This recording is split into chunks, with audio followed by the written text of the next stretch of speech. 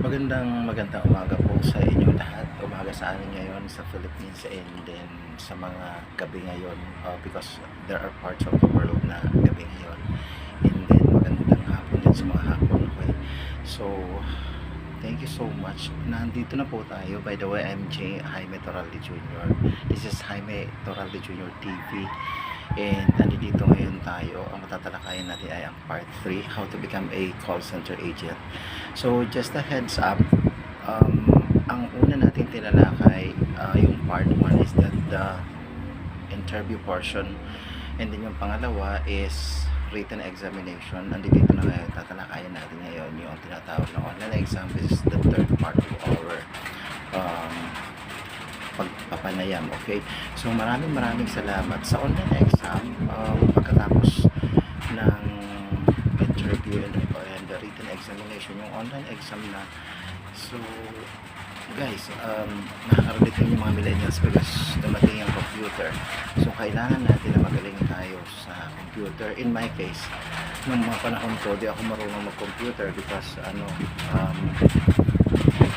am a Mexicana for 11 years. Na-information ko ang yung Lincoln for 11 years. So, hindi man ako bumibisita sa mga, hindi ako bumibisita sa mga computer shop. So, zero knowledge ako when it comes to computer. I was asked nga, pinag-type nila ako ng 30 words per minute, 16 words lang na-type ko. So, doon ako bumagsak.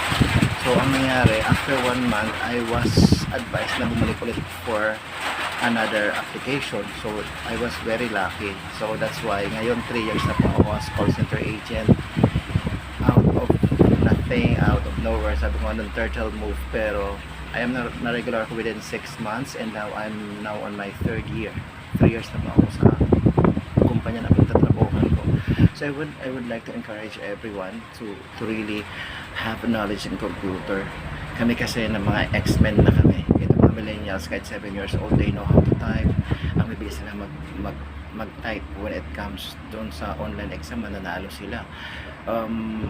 Yun ang advantage ng mga millennials. So encourage everyone, lalo yung mga millennials, saka yung mga kaidaran ko din, na we have to be knowledgeable also on how to operate computer, kasi kailangan talaga natin yung computer. Nasa computer age na tayo, we have to go with the flow.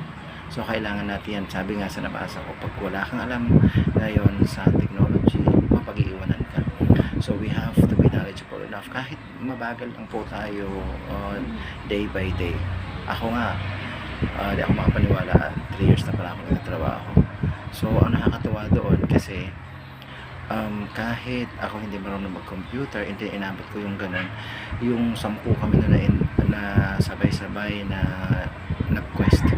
Pero sila lahat, ako lang natira doon out of 10. So it's a matter of talagang consistency mo rin. At tatakayan natin yan guys sa mga susunod natin. Pero sa ngayon, because we are on the online examination, so dapat 30 words per minute. Meron pa mga call centers na 70 words per minute. Lalo na po kung kayo ay chat support. Kung kayo ay chat support, meaning your voice is not being used, but your kamay, kung paano kayo mabilis mag-type, because may chat support. So ako napunta ako sa voice, so I have to take care of my voice kasi yun ang buhay ko, yun ang trabaho ko. So yun, 30 words per minute, 60, 70 words per minute, ganun ka dapat kabilis para kapag kahit nga kami voice, habang nagsasalita sa customer, nagtatype kami, pero mas matindi pag chat support ka. So yun lang guys, kailangan mo na pumasa sa online exam kung gaano kakabilis mag-type. So sa mga applicants, sa mga aspirants na maging call center agent, kailangan mo na marunong mag-computer. Paano mag-type sa computer?